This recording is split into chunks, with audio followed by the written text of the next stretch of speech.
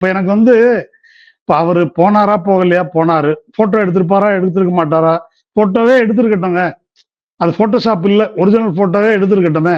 இப்ப அதனால நமக்கு என்னன்னு கேட்கிறேன் நானு. பிரபாகரனோட எத்தனையோ பேர் போட்டோ எடுத்துட்டு இருக்கிறாங்க. தலைவர்களோட எத்தனையோ பேர் போட்டோ எடுத்துக்கிறாங்க. போட்டோ எடுத்துக்கிறவங்க எல்லாம் அவங்களுக்கு வாரிசா?